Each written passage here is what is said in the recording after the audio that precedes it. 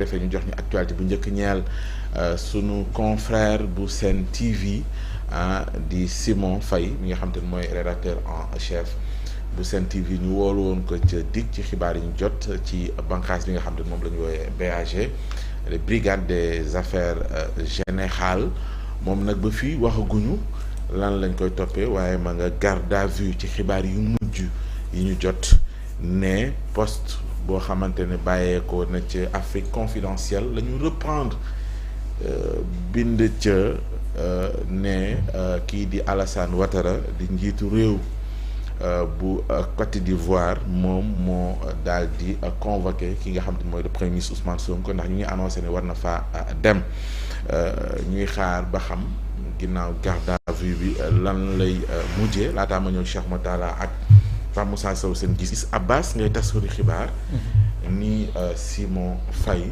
laaj bi xëy na ci yow mooy ndax taskatu xibaar bi yàlla na lu ma gis ci xibaar rek génnee ko même bu dee ci article yi dañuy wax ni reprendre texte la ci keneen wala ñeneen ñoo xam te ne sunuy naataango lañu.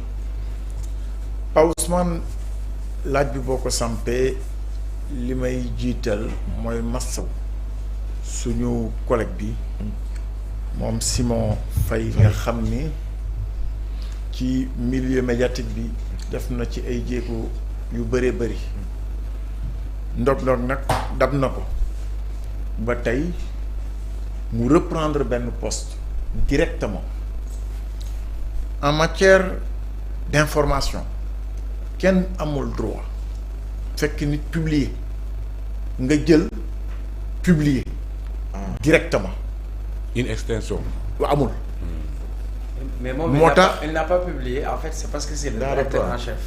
waaw qu'il soit rédacteur en chef. On sait responsabilité en question. Quelle qu'en soit une publication apporte la responsabilité de la personne directement.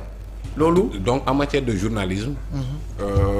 jël benn publication defaat ko même si vous citez la source c'est interdit en matière de journalisme quoi. da nga koy traiter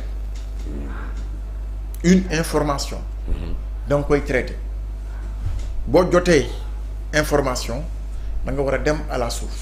xóotalaat daal vérifier ndax dëgg. boo demee à la source nga xool liñ la wax la ca yenu maanaam la ca yenuwul maanaam nga écarter les influences. dans le traitement. parce que tey Pape Moussa yow soo may jox information. am na loo xam ni yow la concerné bëgg nga ma waxal la ko. le journaliste dafa am responsabilité. aucune source n'est neutre. très bien donc quelle qu'en soit la source waroon nga mën a jël sa temps nga traité ko maintenant journal bi mu ko waxee. Afrique Confidence ci contexte bii nga xam ni aujourd'hui dafa jafe Afrique Confidence je rappelle. Et on rappelle que ce n'est pas une première aussi. waaw c'est pas une première moom laay ñëw li mu wax. ci titre bi dafa ni crise politique au Sénégal crise politique au Sénégal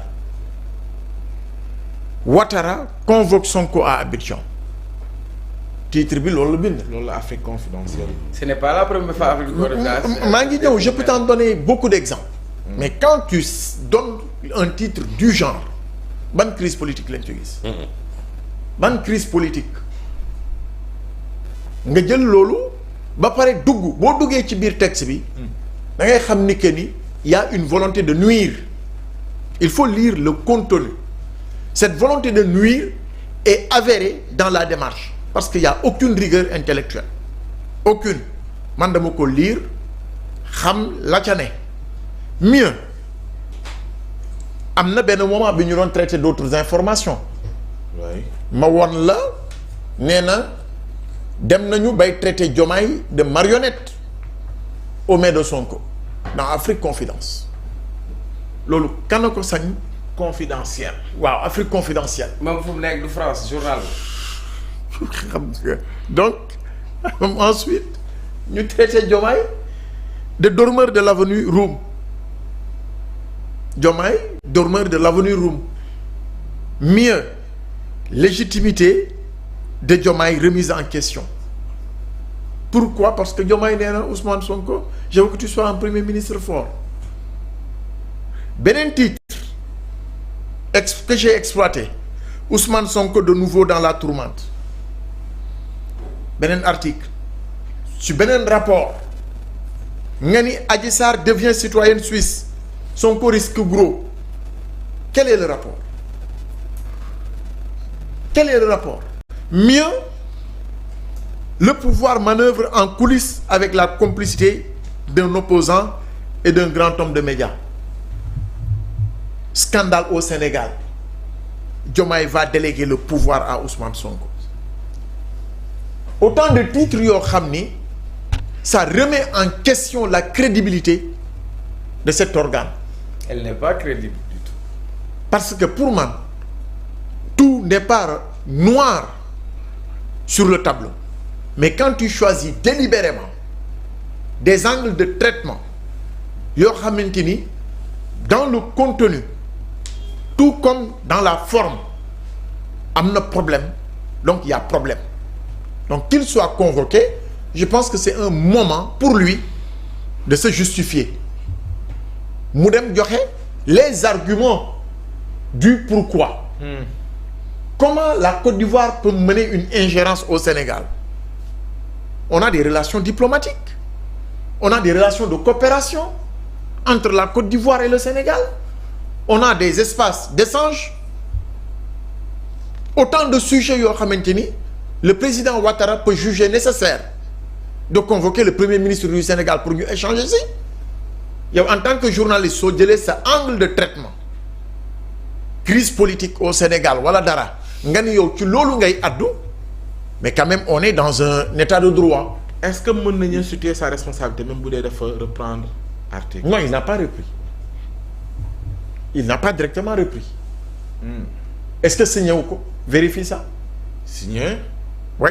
Ah, quand tu reprends, tu signes. Quand tu reprends, ou bien nga joxe la source de la reprise. Oui, oui. Parce que dans le traitement de l'information aussi, selon, est-ce que lire nga fa selon? Reprends le texte intégralement. Est-ce que tu as lu une partie où c'est mentionné selon? Amul. Il s'agit d'un texte ou d'une c'est vidéo? Un texte élaboré. Non, non, je parle de Simon Pierre lui-même. Est-ce qu'il a écrit ou il a dit? Je sais. Parce que je pense que lui, ouais, il mais est à en la fait, tête, dans le contexte ici, il ne s'agit pas d'Afrique confidentielle. Li mu bind te nga wax ko mu nekk lu dul dëgg. Wala ñu mën ko ci topp Afrique confidentielle. Mais télévision bi Sen TV. Sen TV ñoom ñoo wax information boobu. À la télé. Moom mooy le rédacteur en chef. Léegi nag en tant que rédacteur en chef. Sa responsabilité engagée. Il a une responsabilité rédactionnelle. Waaw rédactionnelle parce que en tant que rédacteur en chef. D'accord. Loolu laa bëggoon. Non, dafa leer. Mais aussi il n'est pas le DG de non, Sen on l'a TV. pas dit. On non a dit loolu lañ bind rédacteur en fii. chef. Non. waaw loolu lañ bind saa Rédacteur en chef de Sen Kan moo TV. bind non saa nag moo gis ci écran bi ñu bind c'est une DG. erreur. waaw mën na nekk Rédacteur en njuumte chef de waaw Sen mais TV. en Non, tant non, que- c'est le rédacteur en chef. oui léegi Xam en nga tant en matière de maa ngi traitement. ñëw Cheikh Oumar. En matière de traitement. maa ngi ñëw. Le rédacteur est le responsable de la rédaction. voilà c'est ça. Bu ñu reprendre une source, yow war nga vérifier le contenu avant que ñu di ko mettre à l'antenne. Bu la échappé, que ça soit une source traitée ou non, la responsabilité du rédacteur en chef est engagée. Moom avec celui à qui on a remis l'élément pour que moom mu exploité ko. Donc maintenant, man day j'attends de voir fan la affaire bi lu mujj. du mujj. Je ne l'accuse pas.